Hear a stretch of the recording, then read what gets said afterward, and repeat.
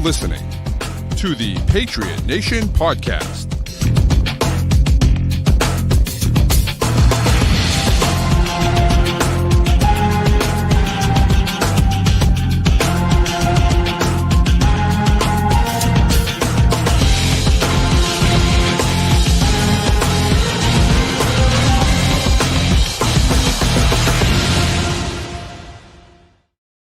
All right, welcome into another edition of the Patriot Nation Podcast. As always, a proud member of the CLNS group of podcasts. Make sure you download, subscribe to all of the great shows on there. Of course, the Patriots Press Pass YouTube account, but also everywhere else. We got football. We got hockey season and basketball season coming up as well. So make sure you subscribe to all of the great shows on the CLNS network. But tonight, it's your boy Pat Lane here with my man Matt St. Jean, and here we are, Matt.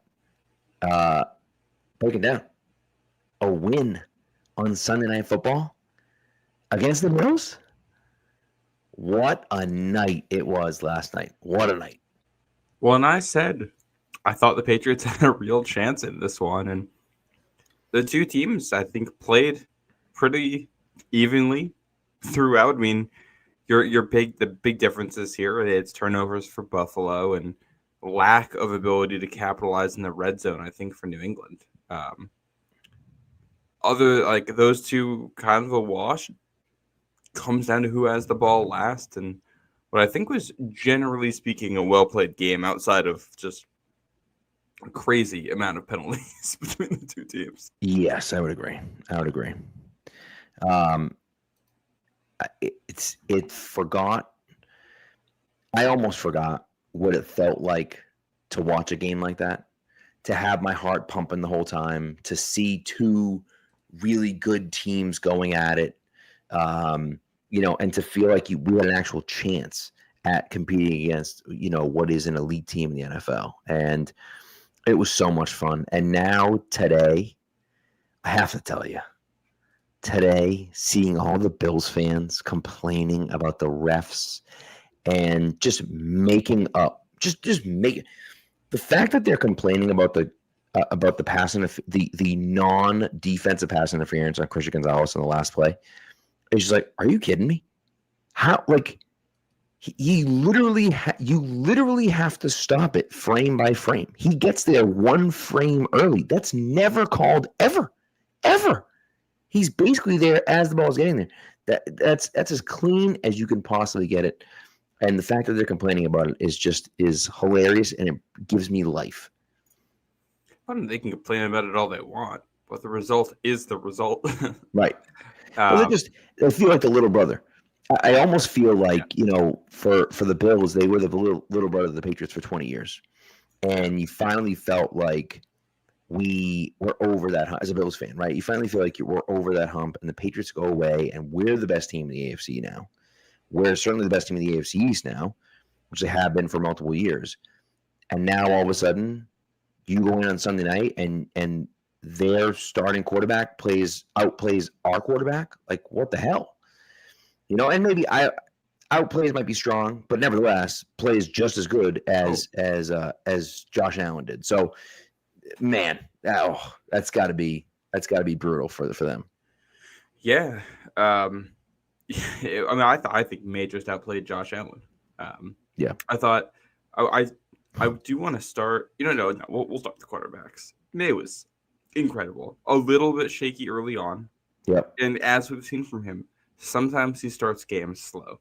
He never ends games slow. He's playing his best football by the end of the game. It seems like the more time he gets to work against the defense, the more he figures it out and is able to act on it, which, that's got to be a scary thought for 31 teams right now, because he's 23 years old and he's only going to take in more information about what's going on here, especially if you're like a division opponent.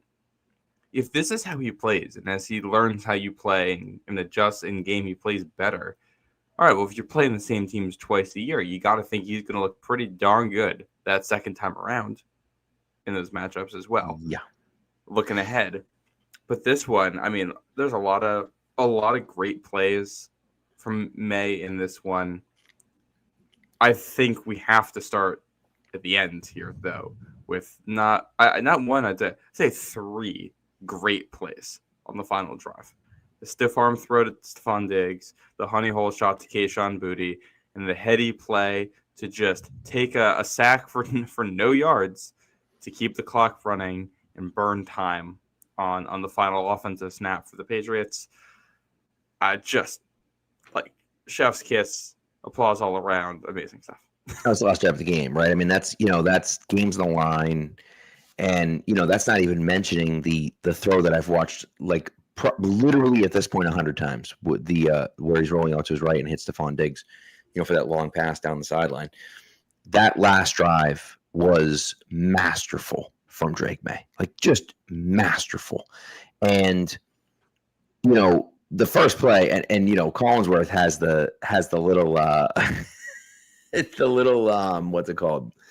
The chuckle, which I think is hysterical. Like that but what else are you gonna do? You have to laugh because you're just like, there's no way that he could possibly get rid of that ball. I mean, he's stiff arming the defensive lineman, gets rid of it, and instead of just throwing it away, finds Stephon Diggs, and Diggs turns it into a first down, and it's just unbelievable. And then honey hole shot, insanity. Like, he read that so quickly. I think you watch that play, and that was Jared Wilson and Will Campbell. Has happened a few times, and probably will happen some more.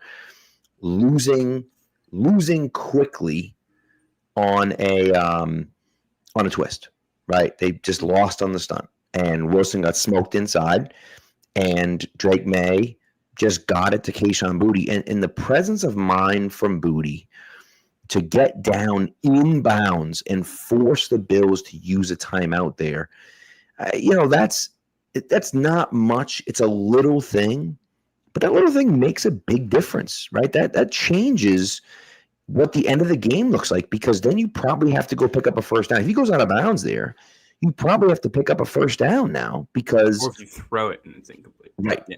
Right, because the Bills are going to get the ball back if you don't. And so they get the ball back anyways, but you know what I mean? Like, they're going to get the ball back with some actual time.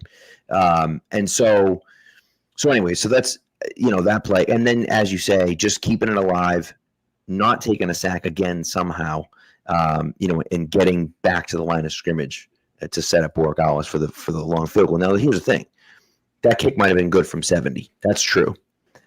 But it doesn't matter if the kick was good from 70. Sometimes kicking from 57 is different than kicking from 52.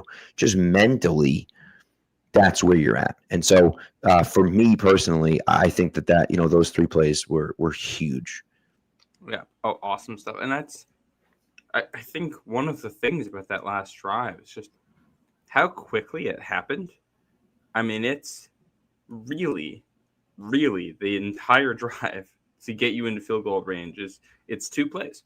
Those 2 connections to Diggs and Boutte, they get you 31 yards. And outside of that, you pick up 6 yards on 3 rushes, basically. Right. So those are important, because that's the difference between a 52-yarder and a 58-yarder. Right. But it's the 2 big passing plays. And Maye just going out there and operating like that, I mean, it's very much not the same. But I couldn't help think back to that John Madden quote when he says, "What Tom Brady just did gives me goosebumps." Yeah. In Super Bowl 36. And Maye is about just as young in his career. This was his 17th career start. That would have been Brady's. I think was that his 17th career start. It was around that mark. Yeah, I guess, right. He had started 3 games. It was the second game of the season that he didn't play. And so they played 20 games. So it was 18th start. No, they played 19 games. 16 and 3. So that was his 17th start. There you go. Very much a different game. Obviously. Different stakes, different situation. But that, you go out there and avoiding a sack on the first play and turning it into something, and then hitting the big play that sets you up, and then getting into field goal range and kicking it. it's not the same, but there's parts of that are like, damn, like that's if you've got that ability in that situation to just go out there and hit those plays and drive into field goal range, that to me is special. Well, it's first time in prime time, against the divisional opponent on the road, tough situation. Everyone's kind of talked all week about how you have a chance in this game. And listen, I know that the pundits were all picking the Bills, and that's fine. But, everyone was talking about how this is like the Patriots coming out party, and they've been playing well, and so on and so forth. And then to go out there and back it up, was so impressive.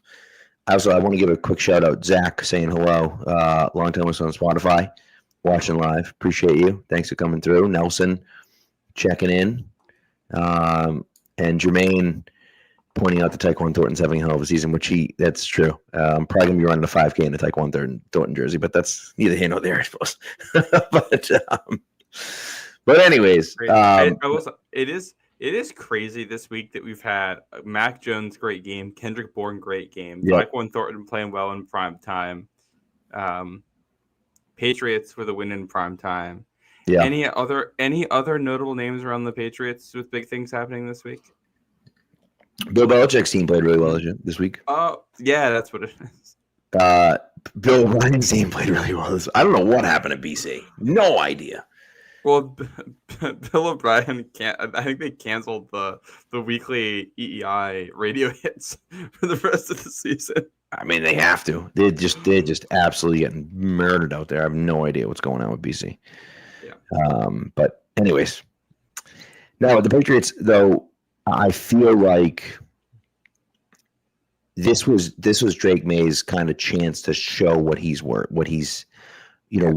and who he is. And what's funny is that he didn't throw a touchdown pass, but he was so good in those other areas. And I thought the first half, I know he starts a little slow at times, but I thought in the first half, he was taking care of the football. He wasn't being careless. He wasn't making dumb mistakes. Now, he wasn't pushing the ball down the field either, and he wasn't, killing them either. But I just thought that, he was kind of taking what the Chiefs gave him.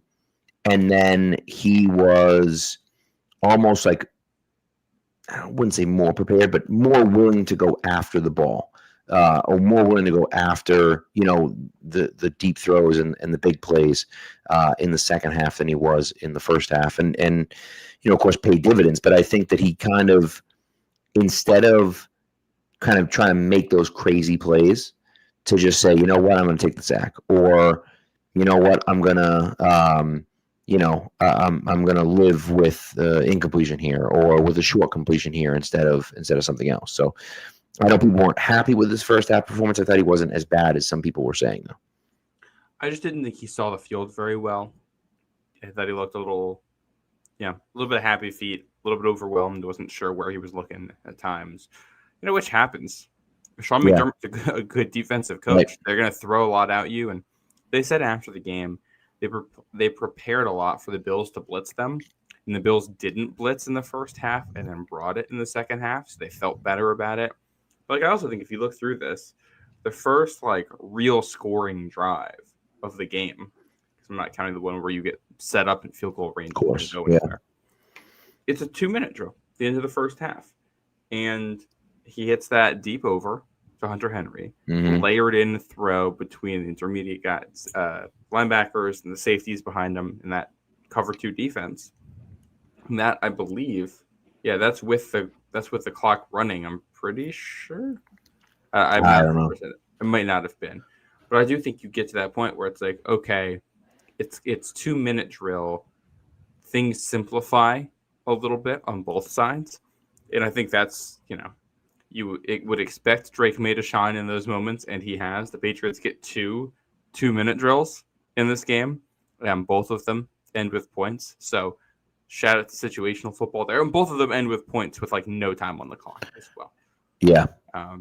So the situational football there is good, but I thought, if you want to talk situational football, I thought the single biggest sequence of this game in terms of setting yourself up to win, it's the first 2 possessions you have in the second half, because Buffalo goes down and scores, takes the lead. It's the first time you touch the ball in the second half, you're down. You're able to drive down the field, big catch to Diggs, pass to Diggs, big pass to Booty, and then that rollout pass to Diggs ad-libbing, and then you're able to punch it in after that. So there's that sequence.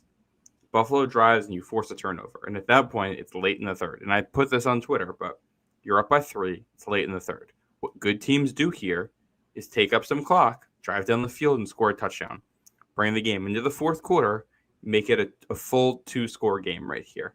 And that's what the Patriots did. A clutch third down conversion to Stephon Diggs, another clutch third down conversion to Stephon Diggs, a big play to Diggs. That's the one where Maye just hits him on the quick pass. He makes a man miss, and he goes like 30 yards. And then Ramondre runs it right back in again.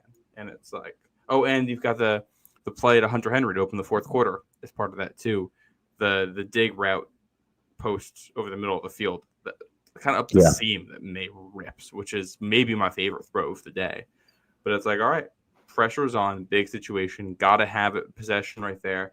You come out with back-to-back touchdowns.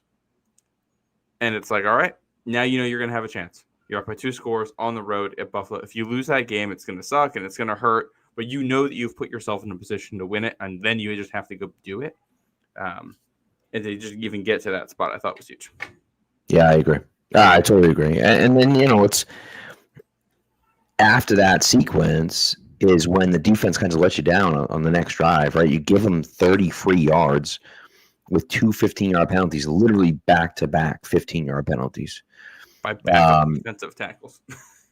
Yes. And I thought I understood what Farmer was doing. He just didn't have to hit him like that. I mean, whatever. It was bad. The Durden play was just like, you can't land on the guy like that. And I don't even think it was landing. I think he hit him in the head. Well, I think these are both calls that are technically correct and reckless from inexperienced players. I have said many, like the incidental helmet contact like that is just something I'm not a fan of, being roughing the passer, and I don't think most fans like. And the Farmer one, I feel like, was just a very strange, unlucky play where you probably have to play it with a little bit more caution, but that's football. Right. And then, so of course they score and the Patriots immediately go 3-and-out. Yeah. And this is where the Bills drive back. Oh, go ahead. Well, not just 3-and-out. You get to 3rd and 1. You go 6 offensive linemen in there. And yeah. And they call it very low for a false start. I'm not even sure. I think it was Jared Wilson. Well, I think Wilson false started first and then Lowe goes. But both of the movements were so small that, again, these are all plays that are like, you're probably going to get away with some of these. You just happened to not in that situation. And it's like to have 3 of those in a row on the road in prime time from reserve players who are being asked to do something. Yes, but the Bills are complaining about calls on them. But, and so, yeah, you go 3-and-out in that situation. And, of course, you pick up that first down and things might be different. And the Bills kind of march right down the field. And I'm sitting there saying, oh, God, here we go. Like, here we go again. And Allen hits Keon Coleman for a touchdown, which, by the way, Keon Coleman was, and I don't know if he still is, that catch, or not, obviously, he was 3-4 yards out of bounds, but that catch was the thumbnail on YouTube for the highlights. It was when I was on YouTube 2 hours ago to watch the QB school video. It was still which is insane. It didn't. He was out of bounds by 5 yards. Like, yeah. What are we doing here? So anyway, that play, and then Gonzo makes a phenomenal play on Khalil Shakir. Again, coming back to the ball, and yes, was he a half second early? Maybe, but I don't care. Like, for all intents and purposes, that was exactly as the ball was getting there. That play does not be called, and the Bills had to settle for a field goal. And then the Patriots drive down the field and win the game. And I think, as for that play, defensively, you're not going to ask for a whole lot more than 3 free rushers at Josh Allen outside of the pocket, trying hopelessly to create something with Christian Gonzalez in coverage on the intended receiver. if you lose on that, you lose on that. Right. No, and I think you look at the defensive approach here. First of all, I expected the defense to give up a lot more points. I was expecting in the 30s. So hats off to Zach Kerr, who has done phenomenally with Terrell Williams out right now. And obviously, we wish Terrell Williams the best. Mm-hmm. But I think he's been incredible. I think also we talked about, what the impact of Christian Gonzalez was going to be when he gets back. And just the fact that when he's out there, it means that Alex Austin isn't. I think it allows you to do so much more defensively. I think that was one of my main takeaways from the first 3 weeks is I thought that so many of the defensive issues were going to go away once Gonzalez came back. And so far they have. It just totally changes the types of coverages that you can play when he's out there. But on the whole, like the defense did the things that we talked about. They did a very good job of stopping the run in this one, especially James Cook. QB run, we had issues with, but that's Josh Allen. I mean, yeah. And they allowed the Patriots for not stopping Josh Allen. It's Josh Allen. Yeah. Well, we said the Bills are going to get there, so you're not going to shut them out. It's not the game. The goal of this game isn't to shut them out. The goal of this game is to go for. You're trying to trade splash plays basically, and hope that you come out on top of that. And Patriots did. You forced 3 turnovers in this one with some really heads up plays. I think that Marcus Jones pick is probably the finest of them, but Spillane forcing a fumble, and I forget who forced the other one. It was the bad snap. I mean, bad handoff on the jet sweep. And Farmer jumps on it. Yeah. Yeah. But just opportunistic football, guys looking to make plays. And I think you see it in the attitude of the players. They play with resilience. They play with confidence. They don't really worry about getting beat. They just kind of get ready for the next play. And that's how this felt. Like it's the Bills didn't get a ton of massive plays. James Cook doesn't have a run over 9 yards. There's plenty of intermediate plays. There's nothing over the top. There's none of those like 40, 50-yard passes on you. So you make all of these drives just have to be painful, long, drawn out for them. And that's not how Buffalo wants to play. So if you can drag them into a game like that, now you have a chance. Then, of course, you actually have to force the turnovers, which is easier said than done. But Bills had a lot of long drives in this one, and I think a drive of 6 plays that ends in a fumble, 7 plays that ends in a pick. Those are probably 10-play drive that ends in a field goal, 11-play drive that ends in a field goal. Those are some of your big moments here, I think, just to give the offense a chance. As we said, just do enough to give Drake Maye a chance. And they did it. Well, that's and honestly, there's so many things that you can point to. You point out the Marcus Jones interception was a great play by him, and he just continues to make plays. But I honestly feel like you're seeing it from everyone, and when you see, Diggs, my goodness, goes out there and has one hell of a game and one hell of a performance, honestly, by him. But it's you're getting a little bit more than maybe you were hoping for from some other guys. Robert Spillane has had multiple weeks in a row now where he's played well. He's back. I'm not worried about him anymore. Yep, I agree. And the big thing for me, you talk about resilience, and I think that this is what Mike Vrabel is building. This is the cornerstone of what Mike Vrabel is building. It's this idea that resilience is the key. That's what we're looking for. And again, I'm going to say it all damn year until it's not true. I'm going to say it all year until it's not true. But that week 2, when he gives Borregales, number one, when he trusts Borregales to go out there and kick a 55-yard field goal up 3 in Miami, and he buries it. And then, after missing 2 extra points earlier in the game, and then to go in the locker room and give him the game ball after that game. That to me is the point where I looked at it and said, okay, this is the identity we're trying to build. We're trying to build this identity that you're going to make mistakes. Everyone's going to make mistakes out there, but we're going to support you through those mistakes, and we're going to overcome those mistakes. And ultimately, we think that you're better than your worst mistake. And that's the culture that he's trying to build here. And again, you see it with Pop Douglas, who had a horrendous game. And then Hunter Henry comes off the field, scoring his touchdown. And the first thing that, Vrabel says to him is, Pop sprung you. And then he goes over and talks to Pop about it. And Ramondre Stevenson just keeps flipping, fumbling the football. And they just keep putting him back out there and saying, we have faith in him. And Drake Maye keeps saying we have faith in him. And Vrabel keeps saying they have faith in him. And, and it's like, that is, I think, at least being paid off. That's what he's trying to build. Now, I think that it's only going to last for so long. Once he's kind of been here a little while and you kind of set the standard and you have the guys that you want to have here, right? He has all of his guys, and maybe it'll be a little bit different. But for the most part, guys make mistakes. I don't need you looking over your shoulder because you made one mistake, right? I don't need to go and berate you. The Cardinals situation was horrendous, right? Just absolutely horrendous. But the kid fumbles the ball out of the end zone. He's basically like crying, being consoled by his teammate. And Jonathan Gannon runs up and hits him twice and screams in his face for 30 seconds. It's just, what does that accomplish? It doesn't accomplish anything.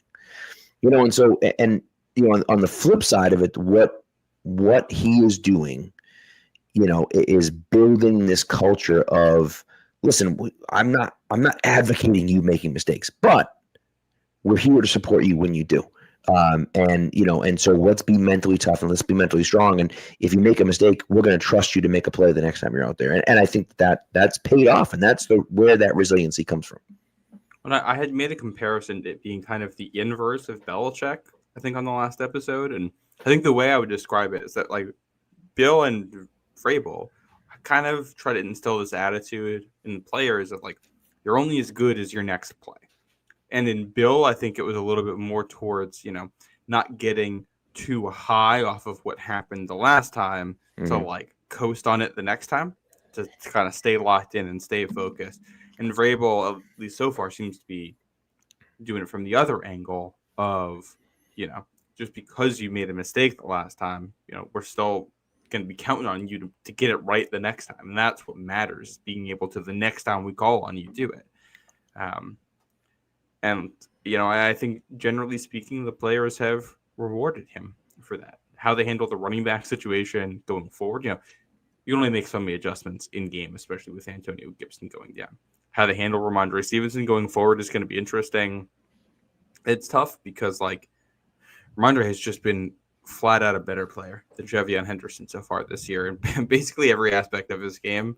I believe he's averaging more yards per route run as a receiver, more yards per carry as a running back, better in pass protection.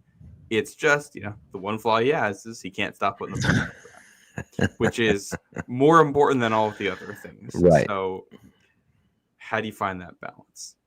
I don't envy the position that Mike Vrabel's in there, because what if Ramondre Stevenson never fumbles again for the rest of the season, but you put him on the bench so no one ever finds out that he would have been that good if you put him out there. And obviously the reverse is if you play him and he fumbles again and now you lose because of it.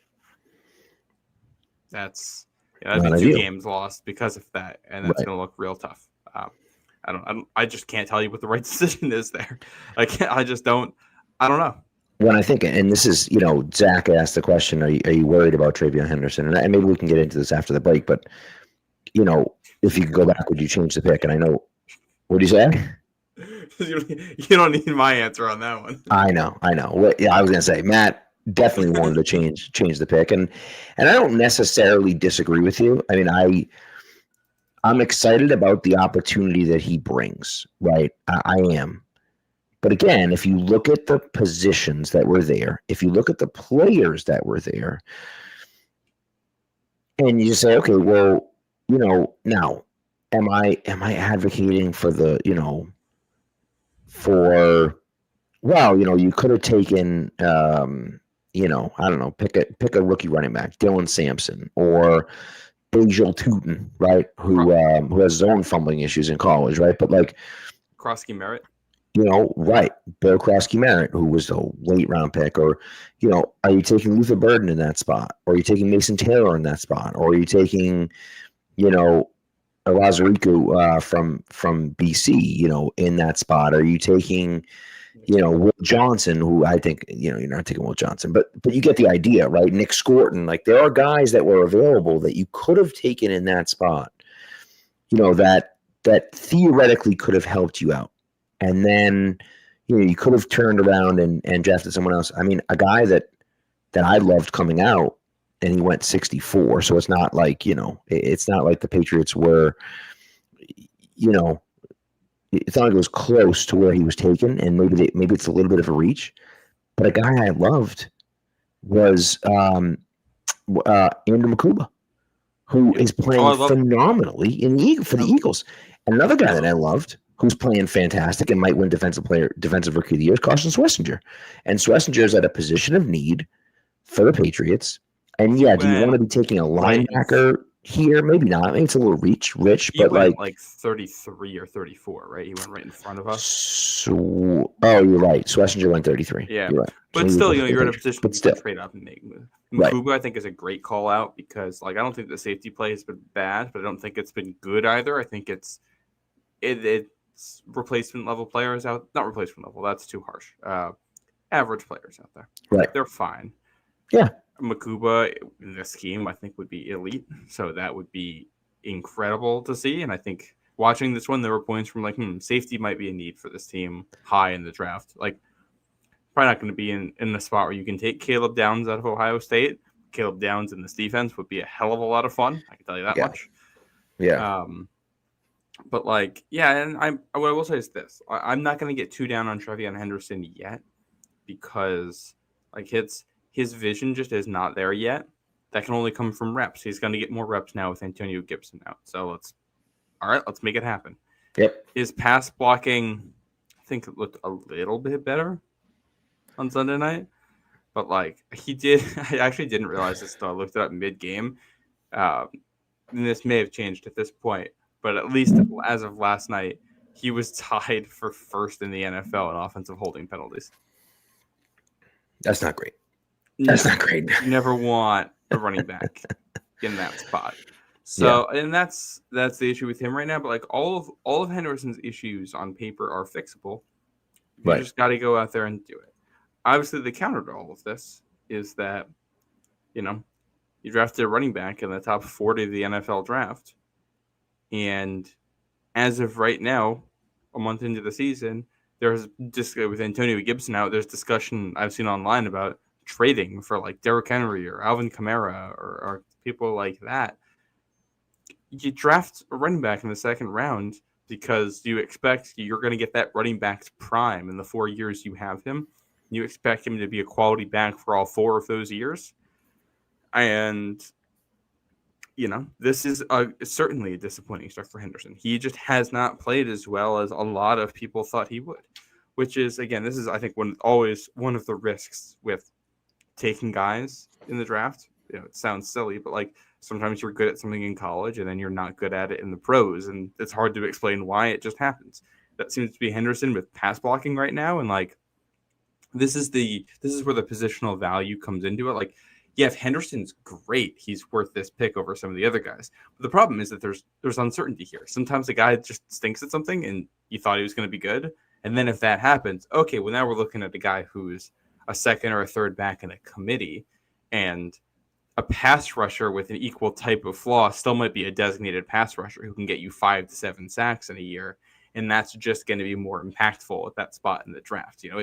Things drop off a lot quicker at the running back position in terms of how you can impact the game. That's true. That's true. But we got 12 regular season games left. Yeah, he's got a long way to go. He's 5 games in, and we haven't seen what we want to see from him just yet. But he's going to get more opportunities, you'd have to think, even if it's Jermichael Hasty or even if they sign somebody else or whatever the case may be, right? Jermichael Hasty's on someone's practice squad. Is it Miami's?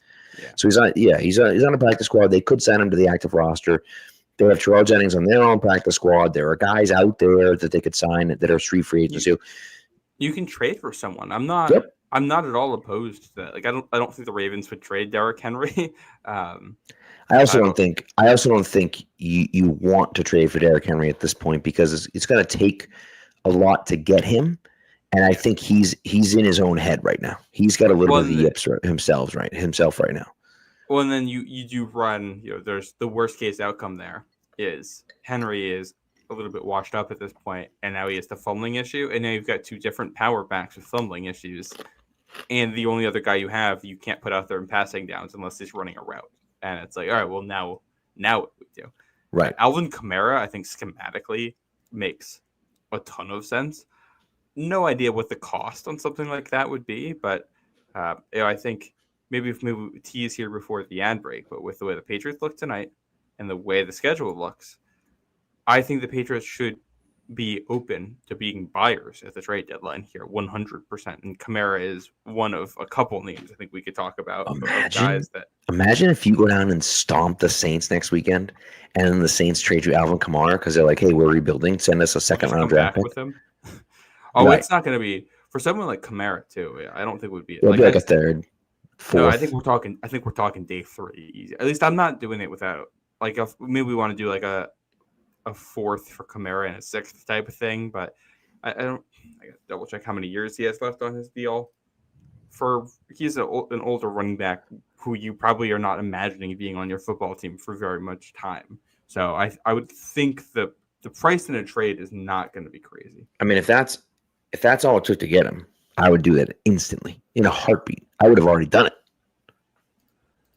Let's see. So. But because he's older, is he 30 yet? He's got to be 30. Yeah, he's 30 now. The contract, okay, it would be for this year and next year, and I'm not 100% sure. They could be Kamara. I think would cost about a little bit less than $3 million for the Patriots this year, which is nothing. He would cost like $11.5 million next year, I think, if I'm reading this correctly. Yeah, so that becomes still a little bit more of an obstacle, but. You could also immediately turn around if he's good and trade him again in the offseason. It's true. And just clear that off your books. There wouldn't be any dead money on that. So it's very true. Or just cut him if you wanted to. Yeah. So. And I would guess, I haven't looked at what his stats are this year, but I can't imagine he'd cost you anything crazy. I mean, we're talking about a season and a half of a 30-year-old running back. That's true. Who is not in his prime. I mean, if the Saints are looking to move on, I'll take that. I would take that in a heartbeat for sure. Yeah. But so, all right, let's take a quick break and then we'll come back. This break, of course, is for Prize Picks. Prize Picks is the best place to turn your sports knowledge into cash. America's #1 daily fantasy sports app. Football's back. I mean, we know this, right? Football's here. Baseball is still going on. Hockey is coming. Basketball is coming. This is like we can get everyone involved at the same time. And again, my favorite thing is that you can mix and match your sports. But here's something new that Prize Picks is doing. They are the only app that offers stacks, which means you can pick the same player up to 3 times in the same lineup. You want to pick more on Josh Allen's passing yards and rushing yards and touchdowns? You can pick all of them in the same lineup only on Prize Picks. Maybe Drake Maye instead of Josh Allen, but you get the idea. Okay? What you can also do is follow other Prize Picks players directly on the app and copy their lineups in one click. Whether it's a friend, a celebrity, or just someone whose picks you like, you can hit the follow button and check out every lineup they create in the new feed tab on Prize Picks. Pretty sweet. Maybe don't follow me because I'm terrible at this, as you know. I will say I did have Jonathan Taylor more than his yards, which were like 102, and he did not hit that. But he did score 3 touchdowns, so he had a very good game. But, what are you going to do?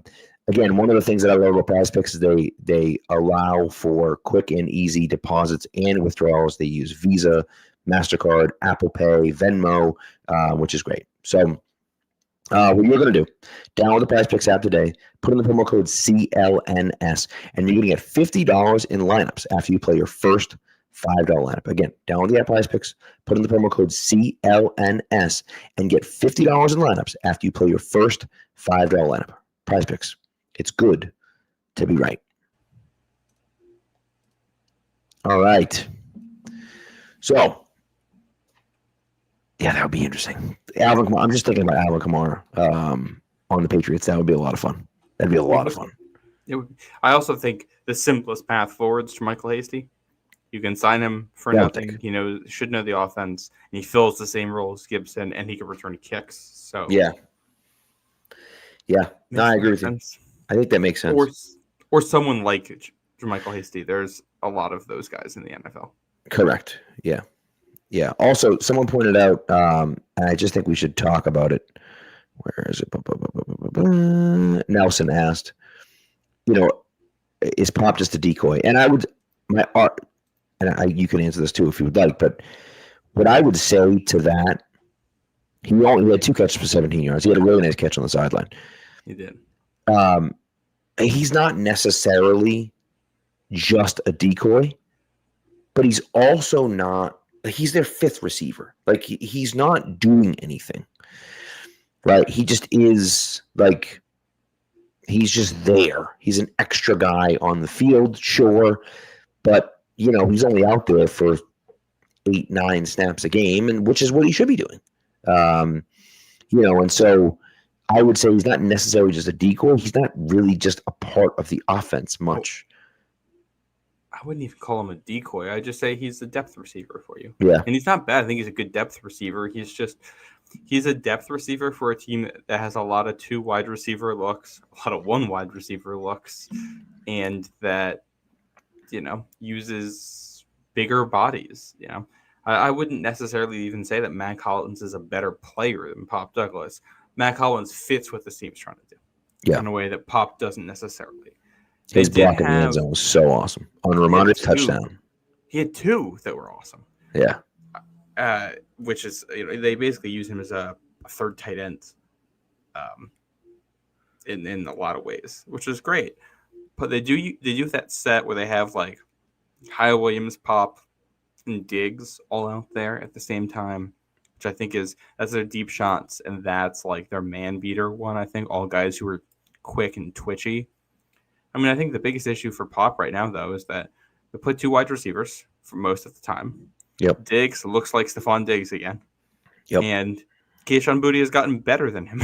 So there's only so many snaps. I don't think Pop's – at this point, I don't know if Pop's really doing a lot wrong or if he's just not doing enough right. Like, it's not – so I wouldn't even say he's a decoy. I think he's just one of the guys. Just a depth guy, right? He doesn't have any specific specialized skill. So, like, for instance, Kyle Williams is your speed guy, right? Like, he's the guy that can take the top off the defense. And I will say Ben Solak did an awesome job breaking down, some plays from Drake Maye, and one of them was one of the seam passes to Hunter Henry that I think you mentioned earlier, and that's a pass that he's not really supposed to throw.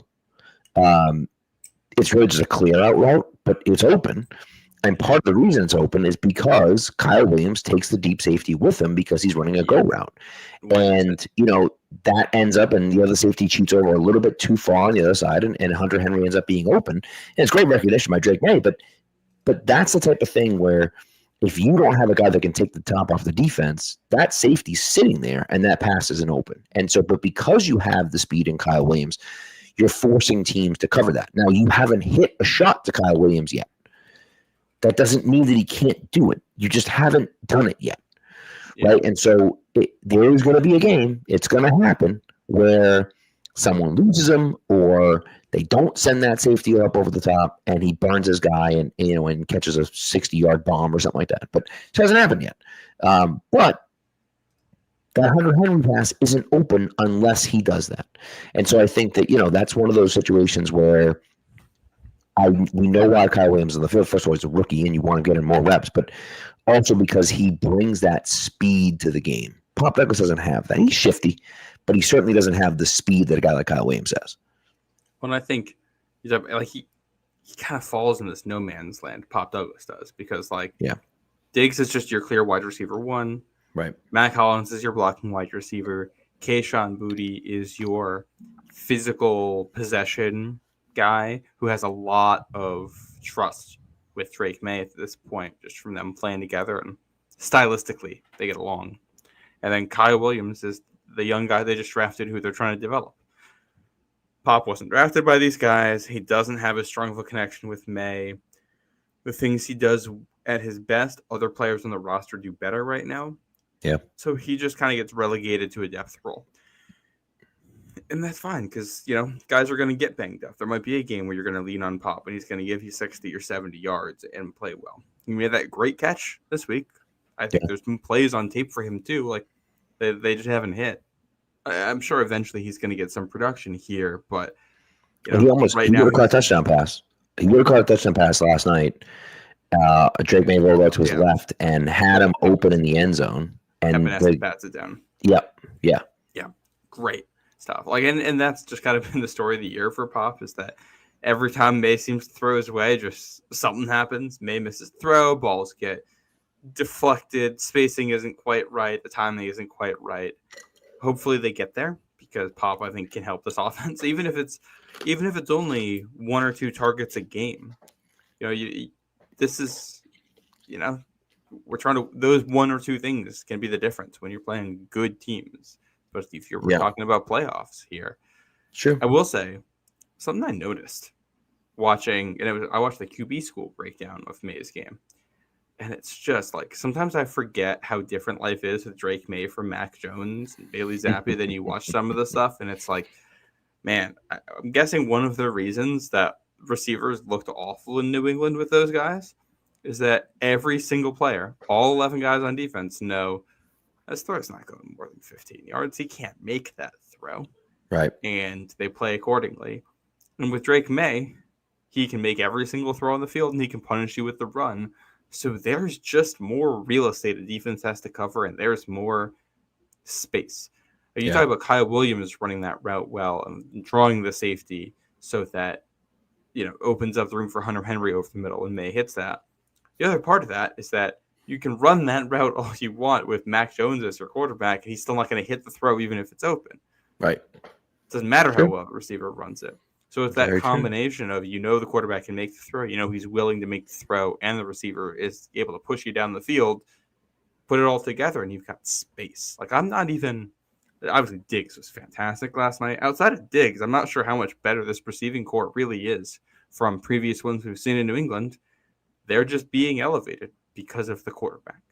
And that's what Drake Maye does. His ability, the way that they're able to roll him out, the way that they're able to use play action with him, it's just incredible. He gets it so quickly. And it helps the line too. Like Will Campbell, I thought was good last night. I still don't think the offensive line has been exceptional or anything this year. No, fine. Stats wise, this chalks up to be like a top 10 pass blocking unit in a lot of ways. And I don't think they really are. I think they're much better than last year. Yeah. But I don't think they're top 10. I think the big thing is that, Maye can throw on the run. And Maye is doing well with play action. We've got all these things that can make life harder. And like, how many times did Maye make a throw last night where it's like, all right, we're just going to roll him away from Joey Bosa, so we just don't have to deal with that. Yeah. He's going to make a play out of it. Right. And it's, it's the scheme, and the McDaniel scheme, I think, is just so far superior to what we've been running the past few years. And I just think, he's out there calling the plays, and he's calling the right plays, and he's getting Drake into situations that he's going to be successful in, that he's, comfortable with, that he's good at. And I think that makes a big difference, and look, we've seen the maturation process from Maye, I think, a lot faster than I ever expected. I'd never expected him to play this well. One of the reasons I have them for 8 wins is because I just thought it would take some time for this team to really gel, and it would take, Drake some time before he really became, a very good player. And, you mentioned this last night in the group chat that, like, after this game, if Drake plays this way, they can win every game on the schedule. But they can win every single game on the schedule if Drake plays this way. Now, you're not always going to play as well as they did last night, right? It's just not going to happen, right? But like, if that's in them, that's not fake. Like the Bills definitely made some mistakes, but like the Patriots played their butts off, and Drake Maye was incredible last night. And like, if you play like that, they can play with anyone. Yep. You know, and that it really gives you a ton of hope. And the AFC is wide open. And I want to be, I'll be consistent to my past self here. I think anyone who's listened to this show for a while knows I think I was more skeptical than most of the moves this team made this offseason. I think they were all bad or anything, but I just was not as optimistic across the board about what they were doing. And that reflected in my predicted record for this team. I also said when we were doing that I thought the single biggest factor for the number of games they were going to win this season was how does Drake Maye develop? How does he play?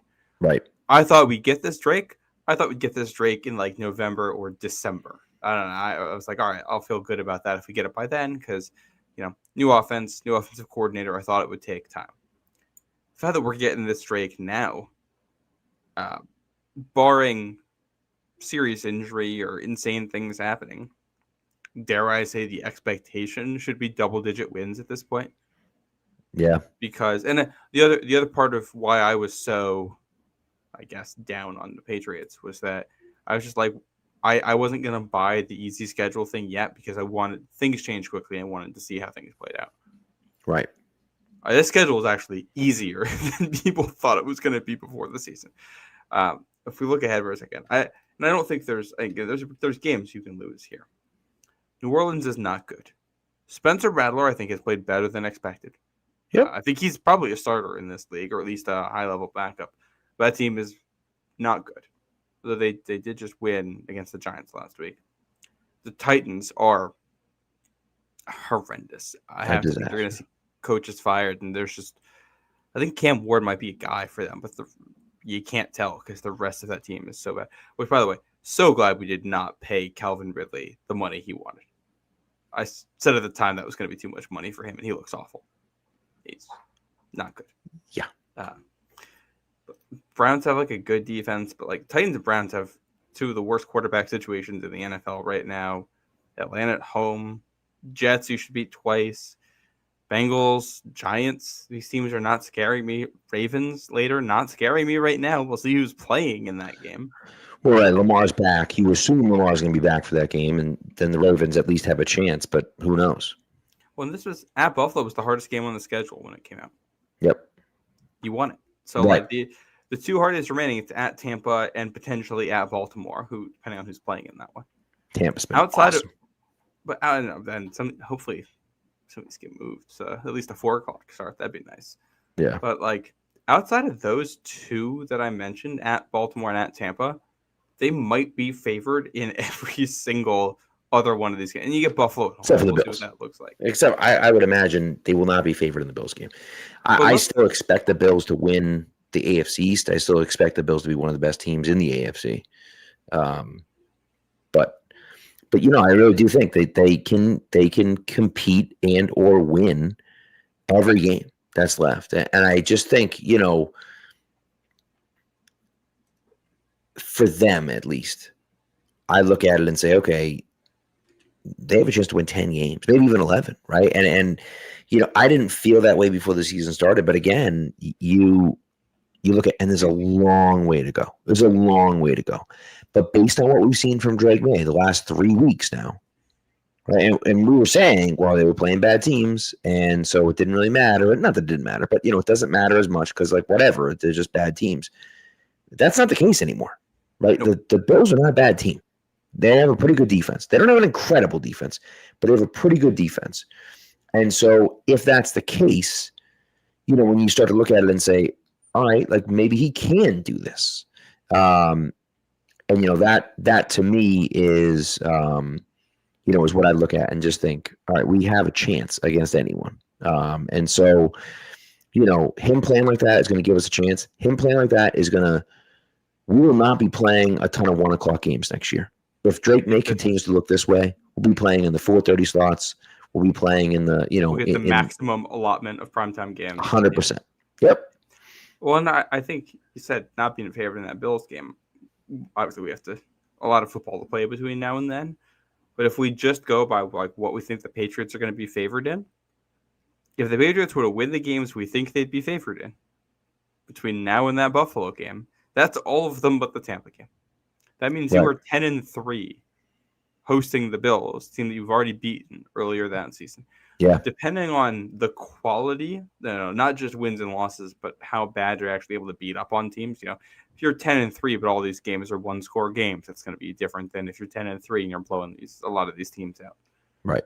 You could very well be favored by the time Buffalo comes to town in December, which is insane. But yeah. Drake Maye is playing like one of them guys right now. And if you got a quarterback who's playing like that and a receiver who's playing like that and a defense that I feel like is finally playing opportunistically and with some speed and cohesion on the back end now that you've got Gonzalez back, I don't think this team's a Super Bowl contender, but they can do what the Commanders did last year, where you just get hot and make a run. Right. And the schedule lays that out for you. Well, again, we say all this, and they could go into New Orleans laying an egg next week. Like who knows? But the way they've been trending, I would be very surprised by that. This is not a, going to Buffalo and win throwing the ball 3 times, right, and just running it down the throat. That is not what happened last night. This was a team win, and you mentioned, when you talk about the defense, I thought the way they swarmed to the ball all night last night, I was very impressed by that. One guy wasn't making the tackle. They had 2, 3, 4, 5 guys making tackles every time. And that's the type of aggression that you need to play with. And sometimes you're going to get penalties. And, I can live with those penalties if we're going to play that way. And, I just thought that, for me at least, I loved what I saw from the defense last night. I thought Jelani Tavai even played pretty well.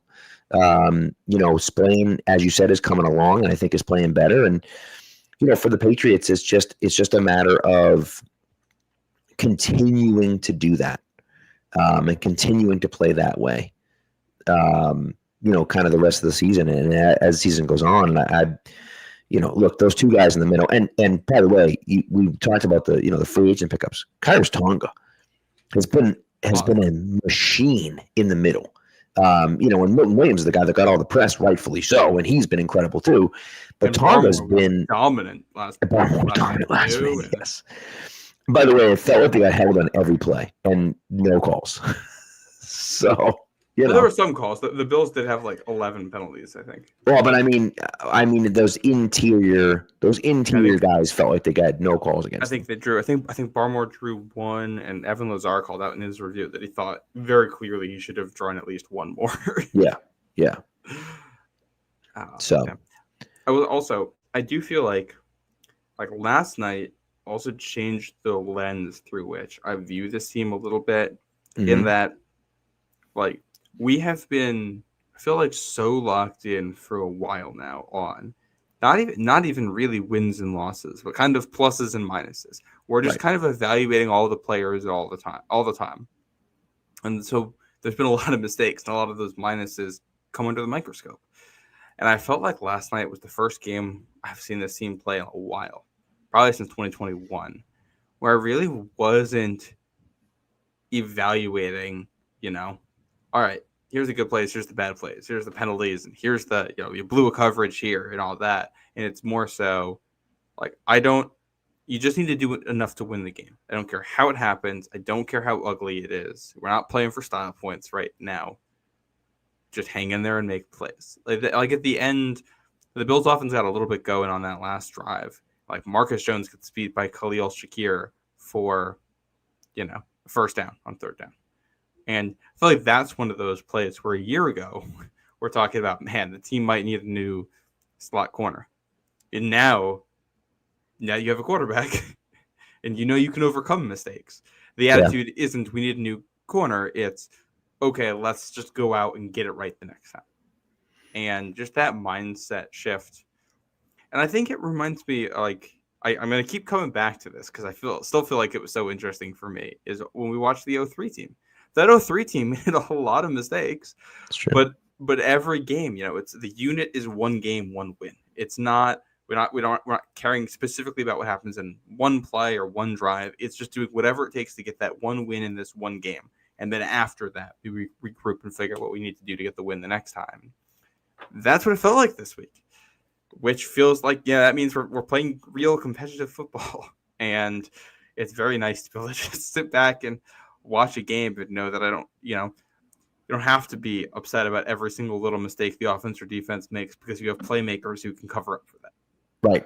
Well, and ultimately that's what it comes down to, right? Is that you have those guys that make plays, and you mentioned slot corner, like Marcus Jones is one of those guys. He continues to do it. And, it's a guy that, and I think rightfully so, right? I'm not calling you out. I know, I'm not calling you out and saying that you didn't think he was going to make the team because he stinks. You didn't think he was going to make the team simply because you didn't know if he fit Vrabel's scheme, what he wanted to do. And I think when you see the way he's responded, right? They made him a captain this year. Mm-hmm. And the way that he's played this year, he's been incredible. And I swear to you, he's a wizard. He had 1 punt return for 0 yards. Okay. He caught the ball. One of the best punt returns for 0 yards I've ever seen. He caught the ball on the sideline and then spun towards the sideline. How do you spin towards the sideline when you're on the sideline? Stay inbounds. I was like, how is that even possible? And so anyways, and it went for 0 yards because he got clotheslined. Oh my God. I don't have the game. I don't know what you're reacting to. Don't fumble. Oh my God. Oh my goodness. Patty Mahomes just threw a 100-yard pick six. Let's go. Devin Lloyd took it to the house. House call. Jags up 21-14. Oh my goodness. What a play.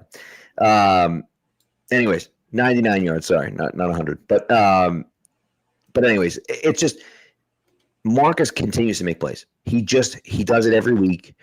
And that was what a phenomenal. He came out of nowhere to get that interception. And you really can't blame Josh Allen for that. Like, that was just a great play by Marcus Jones.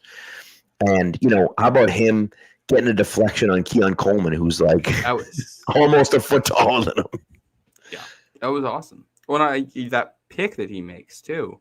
I feel like it kind of comes back to one of the things that made me feel confident watching the game was Josh Allen was confused. We talked about how Drake Maye didn't have the best first half. It took him a little bit to settle in. It was worse, I thought, for Josh Allen, who I thought played confused for long stretches of the game. He locked in by the end, but I think later than Maye did. And that pick was just all right. It's every team wants to do. Stop the run early downs, make you go backwards, know that you're going to pass, and then make plays. And the Patriots have the corner to play man, and they can push the pocket, and they can get after you with a pass rush. And, that's really all that was. There was nothing all that complicated. It was just playing well enough to put your players in a position to succeed, and then those players going out there and executing. And so what if Marcus Jones gets beat later in the game on a third down in that last drive? You've already banked a huge PPU on third down and a pick in the red zone. You can afford to not be perfect out there. Right. And I did when we went up 20-10, I thought that was so important because it's Josh Allen and you're not going to keep him down forever. And I thought at that point, especially once they started to get in gear in the next drive, I was like, you're not stopping this offense again. You might hold them to a field goal. You're not stopping them. They're too good. They know what they're doing. We're late enough in the game that they're starting to figure things out. And they know who they want to go to. And that's fine. The defense has already done its job at that point. It's just that, all right, now you've got the 2-score buffer. And that means that you're probably just going to have to score once on offense. Right. And they scored once on offense and they won the game.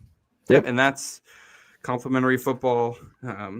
It's a key to, I think, all their wins against the Bills recently, too, is getting those leads on them at some point in the game that allows you to control the way you want to play against them. Not even their wins. Last year they went up 14-0 in Buffalo to open that game. And that's what allowed them to play with them.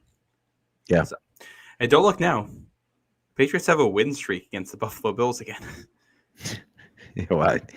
I still feel like that win last year shouldn't count. It just shouldn't. Count, yeah. All the things that are the Patriots are 3-16 at home, and it's no, they're not. They're really not. Yeah. The Bills intentionally lost that game. The Patriots did not win that game. The Bills intentionally lost. And hey, got the Patriots a pick from the Cowboys, so I appreciate you for Joe Milton, Bazooka Joe over there. But It does remind me. Have you ever heard of? I actually don't remember the name of it. So it was a project created by, I believe, mathematicians, and it was a way of fixing in hockey the fact that teams will tank. No, for we picks. didn't. Oh, what do we Okay, got now? sorry. I thought the Chiefs were going to return. Oh, it's a flag, anyways. I thought the Chiefs were going to return the kickoff for a touchdown. Anyways, keep going. Sorry. They tried to fix the fact that teams would be tanking late and not with the lottery. So they basically invented this other system where once you are eliminated from playoff contention, any wins you get count positively towards your draft stock. So the way you in hockey is a point system. So once you're eliminated from the playoffs, it's whoever has the most points while eliminated ends up getting the top pick. I've always been. Is that right in hockey? I didn't know that. They don't do that. It was not adopted, but this idea was brought up as something they could do. And like the way that Patriots Bills game happened last year, I was like, we just need to do that because like we shouldn't be playing a game where you're just rooting for opposite outcomes here. Right. I like the idea of let's make wins help your draft position in some way. That way the fans get to root for their team and they get to root for the draft pick at the same time. But yeah. But you know who we have not given a shout out on this pod yet? Two guys actually we've not given a shout out on this pod yet. Andy Borregales and Julian Ashby. Yeah. Two rookies on the kicking unit on a 52-yard game winner. Yeah. And you know, to get the snap down, and again, you know, I keep talking about that week 2, but to me, Borregales has been as advertised for you, you know, since that game. And he walked up to kick that field goal, and I was pretty confident. I mean, you're always worried when a kicker goes out to kick it, but I felt pretty good that he was going to hit it, and he did. And then you sit there and say, okay, like I feel he looks like the guy that they wanted, right? That they drafted, and that's why you draft that guy, you know. And Ashby, I mean, he's a for the love of God, he's a long snapper. Like I don't know what you do in drafting a long snapper, but you drafted a long snapper and you want him to be good, and he's been I guess flawless. I haven't seen any bad snaps from him yet, so we haven't talked about him. So that's as big of a plus as I think you can get, which is really what you want to do. I will say, I love the fact they took Julian Ashby only because they made that trade that I made in the draft, in my mock draft, which wasn't the exact same trade, but which is like the dumbest trade of all time. You just traded a 7th round pick for 2 7th round picks, and it's just so much fun. Like it's so stupid, but it's so much fun. And so the fact they traded a 7th round pick for 2 7th round picks and turned it into Ashby and then Kobe Minor as Mr. Irrelevant, but it was just like, that's fun. And so I'll take it, you know? Yeah. On that kick, man, he boomed that. There was sometimes it's, you know, the kick might be tight, and that was one where you could walk away the second that he made contact. You just knew it was good immediately. Well, as Tony says here, right? I mean, that was good from 70. Like that was an absolute missile. I think it cleared the uprights from 52. I think it cleared the uprights, which is insane, unreal. I don't even think his leg was necessarily the selling point either. I think they liked for his accuracy. The fact got that kind of a leg too. So incredible stuff. And this is, in short, this game was one where they weren't perfect situationally, but they did enough, put themselves in a position to win, and then took advantage of bad football and finished things out, combined with the quarterback play that everyone's hoping for. And doesn't Ryan Poles look awfully silly for the things he said about Drake Maye? I would say so. I would definitely say so. But that's the way it goes. One final note. I would just have to say Stephon Diggs is back. The play that really stands out to me for him, it's the ad-lib completion down the right sideline. If you go back and watch his route on that, he teleports down the field. Yeah. He does a full 180 to get behind the defender and get to that spot.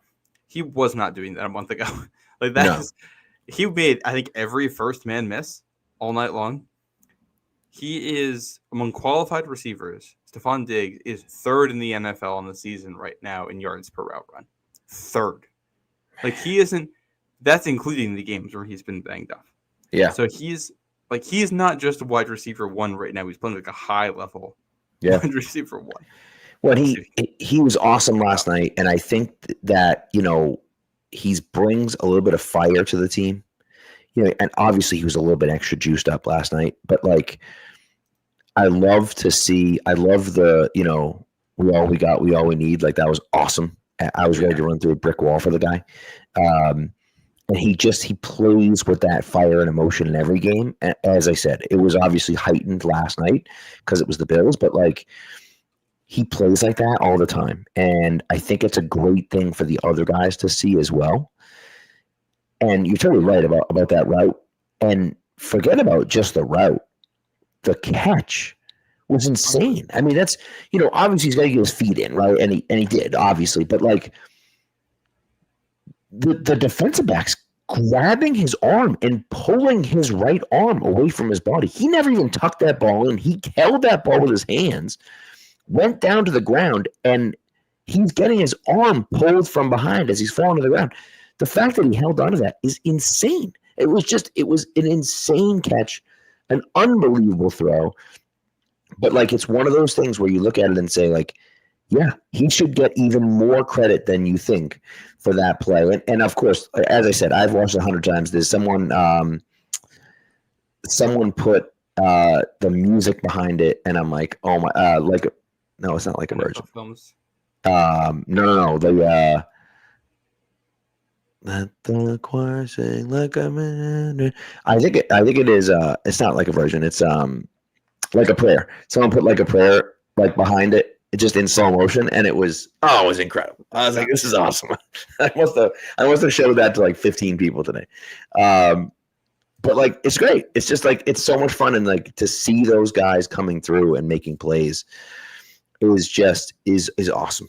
And I am. It's great. And Diggs is he's been fantastic. And listen, is there a chance that he won't be happy in 2 years and it won't end well? Maybe. I don't know. But right now, don't care right now. He's been awesome. And not only has he been awesome on the field, to me, he's been awesome off the field too. And that's exactly what I was looking for and hoping for when they brought him. That clip with him on the sideline, getting into people and lighting a fire into them was mid-game, staying with it. He has matured so much, become a real leader for them, which is awesome. They need that. And, we talked about the Stephon Diggs contract too. It was a 1-year deal, and I totally forgot that it's one of those that's can be a 1-year deal, but it was actually a 3-year contract. 3-year deal. Yeah. We just kind of figured probably a 1-year deal, and then maybe they cut him after that because he's probably not going to be worth the cap hit later on. If you keep playing like this, you're just going to keep him, and you're going to have him for all 3 years, and you're going to keep drafting receivers in that span so that you have a plan for when he's done. But unbelievable play from him. Unbelievable. I mean, we didn't go deep in it, but just the May stiff arm completion to Diggs is the play. Outrageous.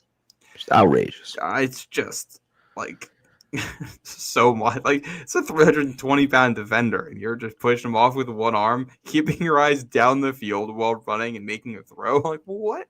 For me, it comes down to the fact that, and this is, the truly great quarterbacks in the NFL right now. It's different, right? It's different than what it used to be.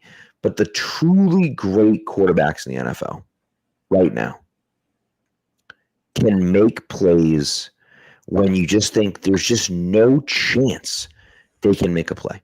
There's just no way that they can make a play. And then they make a play anyways. And Mahomes has done it consistently, and Josh Allen has done it consistently. And there's not many other guys that can do it consistently. And Drake Maye has the ability to do that. Now, he hasn't done it over and over again or anything like that, but he has the ability to do that. And that was one of those plays where you just there's just no chance. That play fails instantly. There's a guy in his face right away. And yet he somehow stiff arms him as he's getting taken down and completes it for a first down. It's just how in the world did it happen other than the fact that it's Drake Maye and he can do those things? And There aren't many guys in the league that can do that. And he's one of them, and we should be happy. We're lucky that he's on our team. And that's, again, you look at this schedule going forward, and it's like, man, the only quarterbacks they play for the rest of the season that like I think Baker Mayfield's playing at Drake Maye's level right now, probably higher. Yeah, he's been incredible this year. Josh Allen's defending MVP. You're going to get him again. And then if you get Burrow, if you get Lamar, how are they playing when you see them? Things like that. But that's 4 games for the rest of the season. Yep. Where I'm like, okay, I don't know if we're going to have the better quarterback that day. Yeah. You feel like for every other game of the rest of the season that you're going to have the better quarterback. And like the Patriots probably aren't going to win all of those games because even though Drake Maye is the better quarterback, he still probably will have an off day or two. That just happens. Right. And just because you have the better quarterback, the other 52 guys don't show up that day. Sometimes you just lose. Or who doesn't? Or who has a bad game? You never know, Yeah. But and what you said about the ability to make plays when you don't think there's a play to be made, I feel like that's one of those things. Like when I was evaluating guys like Mac Jones and Bailey Zappi and even Cam Newton, I think there was a lot of this instinct of looking at the tape and saying, well, where's he supposed to go with this? What is he supposed to do? And you get stuck in that mindset, and then you forget that you throw Drake Maye out there, and it's like, oh yeah, he just did that. Right. But that thing where we were debating before, like, should he have done this? Should not have done it? Like, could he have pushed the envelope?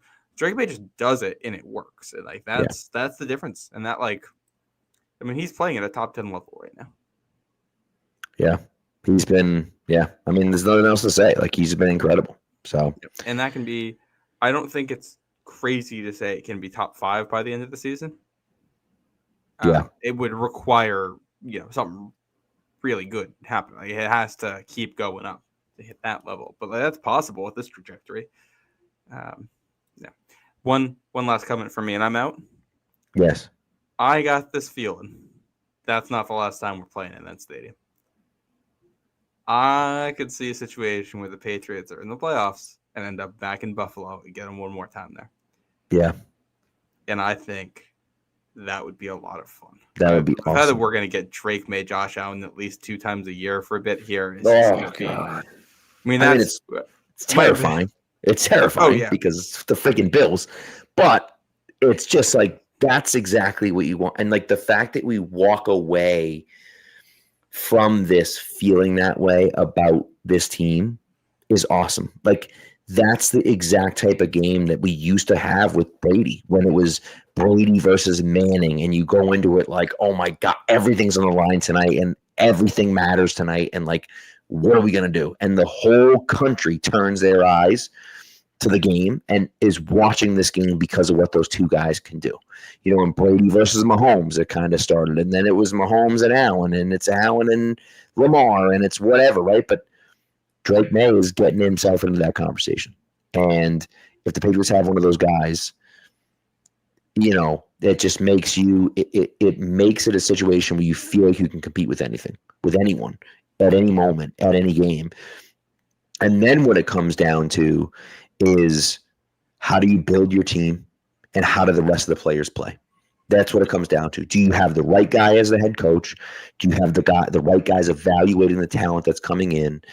And, and can you coach those guys up when they get here? And, I hope that we do, that we have the right guy in place to be the head coach. It seems like we do. I think that we do.